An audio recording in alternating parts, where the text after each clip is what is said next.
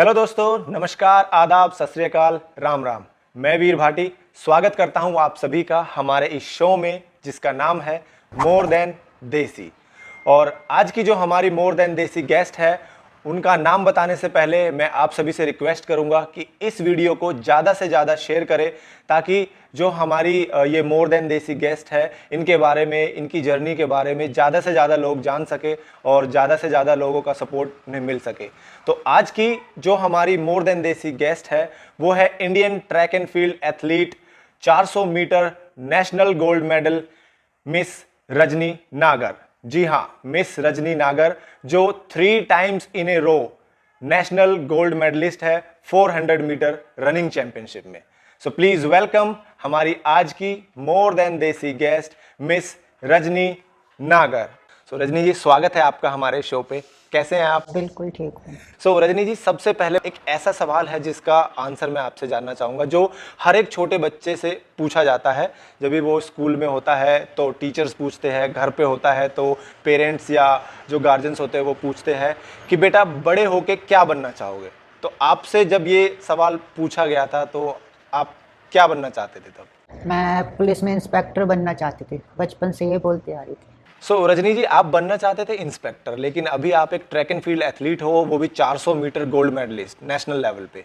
तो ये कैसे चेंज हुआ आपका एम? ये पापा को बचपन से कबड्डी खेलने का शौक था, तो उन्हें कोई ना कोई स्पोर्ट्स में डालना। तो मेरा मन किया, फिर मेरे पापा को बोला, फिर धीरे धीरे उन्होंने मेरे को स्पोर्ट्स में डाला। पर वो स्टार्टिंग मेरे को कराई तो कबड्डी थी, पर मेरे से नहीं हुई। फिर मैं एथलेटिक्स में आ गई। इंडिविजुअल गेम था, टीम गेम हुआ नहीं। सो आपने जब कबड्डी स्टार्ट की तो कबड्डी आपने कितने टाइम खेली? मैं ज़्यादा नहीं, एक बार स्टेट गई थी बस। ओके। डिस्ट्रिक्ट पे 4-5 बार गई। सो कबड्डी से फिर आपने रनिंग चूज की? नहीं, उसके बाद बीच में मैंने टच रग्बी भी खेलती, उस 2 नेशनल खेले थे, दोनों में मेडल थे।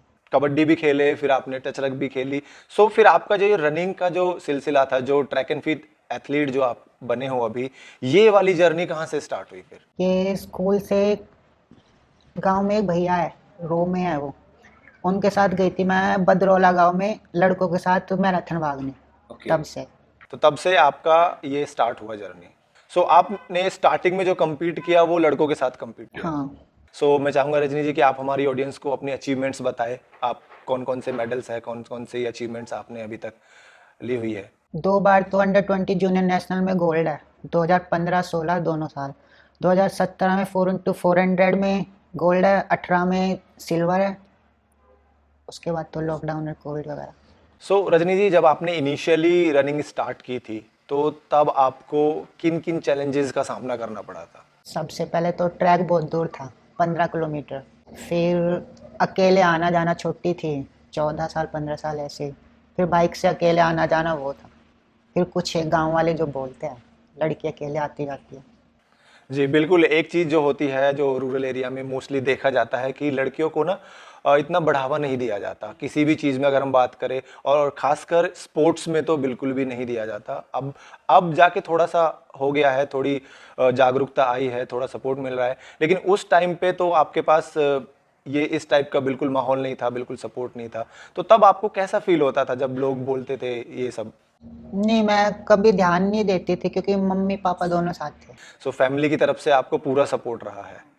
सो जब आप जाते थे compete करने और जब आपकी जो पहली चैंपियनशिप आपने जो स्टार्ट की थी, तो उस टाइम पे आपके मन में क्या चल रहा था? प्रैक्टिस तो की हुई थी पर डर भी बहुत था, पता नहीं क्या होगा क्या नहीं होगा। पर फिर भी मेडल आया था गोल्ड नॉर्थ जोन में। जहाँ तक मुझे पता है या फिर जहाँ तक मेरी नॉलेज है कि जब आप नेशनल लेवल पे गोल्ड मेडलिस्ट हो जाते हो, गोल्ड मेडल आपके पास होता है, तो आपको फिर नेशनल स्पोर्ट्स एकेडमी में सिलेक्शन होता है, वहाँ आपको जाना होता है। सो आपने कब ज्वाइन की नेशनल स्पोर्ट्स एकेडमी? 2015 में। और वहाँ पे आपने कितने टाइम ट्रेनिंग ली? 1 साल। कभी आपको ऐसा हुआ है कि आप नेशनल के बाद जो अब आता है आगे इंटरनेशनल आता है, सो आपने इंटरनेशनल compete किया हो या आपका इंटरनेशनल में सिलेक्शन हुआ हो? कंप्लीट तो नहीं किया क्योंकि जितनी बार भी सिलेक्शन होना था ना, उससे पहले या तो रेस खराब हुई है मेरे से या बीमार हो गई। जिससे बाहर का टूर होता है वो कंपटीशन हमेशा खराब हुआ है मेरा, या तो इंजरी है या कुछ भी हुआ है। एक ऐसा कोई मोमेंट जो आपको लगता है कि शायद वहाँ पे इंजरी नहीं हुई होती, या फिर अगर मेरे साथ मैं वहाँ चली जाती, compete करती तो आज कुछ और लेवल होता? 2016 में जूनियर एशिया का टाइम था। फिट थी मैं, तैयारी तो इस तरह की थी कि मैं जूनियर एशिया में गोल्ड दे दूंगी। वहाँ जाके मेरे को रेस से पहले 3-4 घंटे पहले फीवर हो गया था 102, क्योंकि हमारे वहाँ पे टेस्ट होता है तो टैबलेट भी नहीं ले सकती। तो मैं 102 में भागी थी, आई थी सिक्स्थ। मेरा सबसे बैड लक वहीं पे था। जहाँ मैं जूनियर एशिया में मेडल देने की सोच रही थी, वहाँ पे नेशनल में भी नहीं दे पाई। जी, मैं समझ सकता हूँ। एक एथलीट के लिए कंपटीशन से जस्ट पहले इंजरी या तबीयत खराब होना एक बहुत ही इमोशनल और बहुत ही एक बेकार तजुर्बा होता है। अभी मैं जानना चाहूँगा कि आपकी जो अभी तक की जर्नी रही है, उसमें आपके जो एक बेस्ट मोमेंट्स होते हैं आपके, चाहे वो कंपटीशन में हो या चाहे आपकी पर्सनल लाइफ में हो, वो क्या रहे हैं? बेस्ट मोमेंट वो भी 2016 के लास्ट में था एक। मैं बैक से बिल्कुल इंजर्ड थी। फिजियो वालों ने, डॉक्टर ने बोल दिया बेड रेस्ट लेना, बिल्कुल उठना नहीं है। पर मैं उनको बोलती कि मैं ग्राउंड नहीं जा रही। 40 दिन थे, डेली ग्राउंड जाती आती, उनके पास भी जाती। आके मैं वहाँ भागी भी और उसने उस नेशनल में मेडल भी दिया था। क्योंकि मेरे को भी उम्मीद नहीं थी, कोच ने भी बोल दिया था बस आपको को पार्टिसिपेट करके आना है। फ़ोन करके भी ये बोला था कि अपना बस थोड़ी सी अच्छी रेस लगा के आनी और ठीक है। मैं कहा ठीक है। फिर मैंने जाके वहाँ भागी, मेरा आ गया गोल्ड। सबसे बेस्ट मोमेंट लाइफ का वही है। सो उस टाइम पे इंजरी होने के बावजूद जब किसी को आप पे भरोसा नहीं था कि आप जो है कंपटीशन जीत भी सकते हो, सो उस टाइम पे आपका एक मेंटल लेवल क्या था, क्या प्रिपरेशन थी? मेंटल लेवल ये था बस कुछ भी हो, इस साल मेरे को गोल्ड मेरा ही है, किसी को देना नहीं है। कुछ भी हो जाए, मर जाऊं गिर जाऊं, कुछ हो जाए। मतलब आप प्रिपेयर्ड थे कि कुछ भी हो मुझे मेडल लेके जाना है। या कोई कुछ बोले, मेरा है तो मेरा, किसी को देना नहीं है। सो रजनी जी, जब आपने स्टार्ट किया था एज ए एथलीट, आपने जब स्टार्ट किया था तब आपको अलग चैलेंजेस फेस करने पड़े थे, लेकिन अभी आप एक नेशनल गोल्ड मेडलिस्ट हो। सो तब से लेके अब तक आपको क्या बदलाव देखने को मिला है लोगों का आपके प्रति? अब मेडल आने के बाद सबकी सोच चेंज हो चुकी है। अब मैं कुछ की तो बोल नहीं सकती, पर कुछ है जो अभी इतनी बड़ी हो गई, शादी नहीं किया, ये वो बोलते रहते हैं। पर मैक्सिमम सब यही बोलते हैं, मतलब इसे करने दो, अच्छा कर रही है, जब तक इसका मन करे तब तक करती रहने दो। एक एथलीट की लाइफ में ना ट्रेनिंग के दौरान जो भी उनकी ट्रेनिंग होती है या वो मेहनत कर रहे होते हैं, सो हर किसी के साथ कुछ ना कुछ ऐसा हुआ होता है कि कोई अपॉर्चुनिटी आती है वो मिस हो जाती है किसी भी कारणवश। तो क्या आपके साथ ऐसा हुआ है कि कोई बड़ी अपॉर्चुनिटी आई हो और किसी रीजन से वो मिस हो गई हो? हाँ, 2015 में हुआ था। मेरा टर्की ले वर्कआउट कराने के लिए लेके जा रहे, टर्की जाने के लिए सिलेक्शन हुआ था। पासपोर्ट देना उन्होंने मेरे को 5-6 दिन पहले बताया था। तो मेरा एक दिन पासपोर्ट लेट हो गया, तो उस वजह से मैं जा नहीं पाई थी। टीम चली गई थी एक दिन बाद। सो टर्की में वो किस तरह का कंपटीशन था जहां आप जा नहीं पाए? कंपटीशन तो खिलाते वहाँ ले जाके, वैसे तो वहाँ 6 महीने के लिए ट्रेनिंग के लिए लेके जा रहे हैं। वहाँ पे फिर वहीं के कंपटीशन खिलाते हैं, वहाँ के जो नेशनल होते हैं।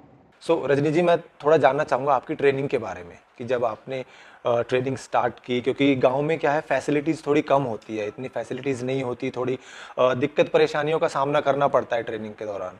सो जब आपने स्टार्ट किया था अपना करियर, तो तब आप ट्रेनिंग कैसे करते थे? एंड अभी आपको पता है कि कोरोना हुआ था, लॉकडाउन था, तो लॉकडाउन में सारी चीज़ें बंद थी, तो तब आपने ट्रेनिंग कैसे अपनी कंटिन्यू रखी?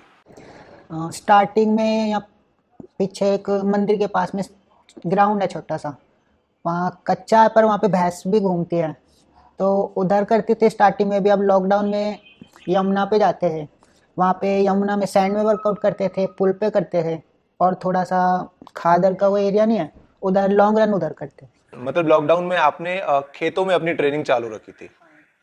सो कभी ऐसा हुआ कि आपको बहुत ज़्यादा इंजरी का सामना करना पड़ा, उसमें काफ़ी टाइम लग गया आपको रिकवर होने में? इंजरी तो ऐसे 2 साल तो इंजरी का ही सामना किया है, और रिकवर होने में 5-5 6-6 महीने लगे ही लगे हैं। बीइंग ए एथलीट, क्या आपने कभी ऐसा सोचा है कि जो नए जो एस्पायरिंग एथलीट्स है या जो स्पेशली जो लड़कियां हैं उनके लिए आप कुछ करो, कुछ सपोर्ट कर सको उन्हें?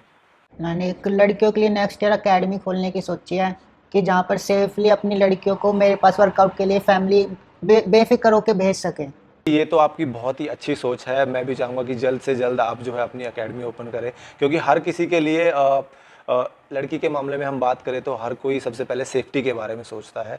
और अगर एक लड़की होगी, ट्रेनर होगी, तो ऑब्वियसली वहाँ पे ज़्यादा से ज़्यादा जो है लड़कियाँ आके अब ट्रेनिंग कर पाएंगी और अपने आप को साबित कर पाएंगी। सो थैंक यू सो मच उसके लिए भी कि आपने ऐसा सोचा है और आप ऐसा करने वाले हो। अभी मैं चाहूँगा, जैसे बहुत सारे ऐसे बच्चे हैं जो ट्रैक एंड फील्ड एथलीट या रनिंग में या किसी भी और कंपटीशन में या किसी भी और स्पोर्ट में अपना करियर बनाना चाहते हैं, सो मैं चाहूँगा कि आप उनको कुछ टिप्स दें या कुछ ऐसी चीज़ें बताएं जिनसे वो आपकी वीडियो देख के इंस्पायर हो सके और अपने गोल को अचीव कर सके। सबसे पहले तो अपने ट्रेनिंग से कभी भी चीट ना करें, ना स्किप करना, ना किसी भी चीज़ में इधर उधर भागना, और अपनी डाइट का प्रॉपर ध्यान रखें। और इंजरी आए, कुछ भी आए, स्पोर्ट्स लाइफ ऐसी है, एक बार करियर डाउन जाता ही जाता है। जितना डाउन जाएगा आप भी उतनी स्पीड से आएगा। तो बस वहाँ पे डटे रहे, भागना नहीं है सिचुएशन से कभी भी, बस डट के रहना है। मतलब अपने इरादे मजबूत रखे, अपने गोल पे बिल्कुल फोकस रखे। देर लगेगी लेकिन एक ना एक दिन आपको कामयाबी ज़रूर मिलेगी। सो अगर आपकी कोई भी क्वेरी है या आपको कुछ भी पूछना है रजनी जी से, सो इनका जो सोशल मीडिया हैंडल्स है वो मैं नीचे डिस्क्रिप्शन में दे दूंगा। वहाँ से आप ज़्यादा से ज़्यादा जाके इनको फॉलो कर सकते हैं, इनको सपोर्ट कर सकते हैं। और कोई भी आपकी क्वेरी है, आपको कोई टिप्स लेनी है या कुछ भी पूछना है, तो वहाँ से जाके आप पूछ सकते हैं। और अगर आपको ये वीडियो पसंद आई हो, सो इस वीडियो को शेयर ज़रूर करें ताकि ज़्यादा से ज़्यादा लोगों के पास ये जर्नी पहुंच सके और ज़्यादा से ज़्यादा लोग इंस्पायर हो सके, मोटिवेट हो सके। और आपका फीडबैक भी हमें कमेंट बॉक्स में ज़रूर बताएं, क्योंकि आपका फीडबैक ही है जो हमें बेहतर बनाने में हेल्प करता है। So thank you so much, and thank you so much Rajni ji अपना टाइम देने के लिए। Thank you.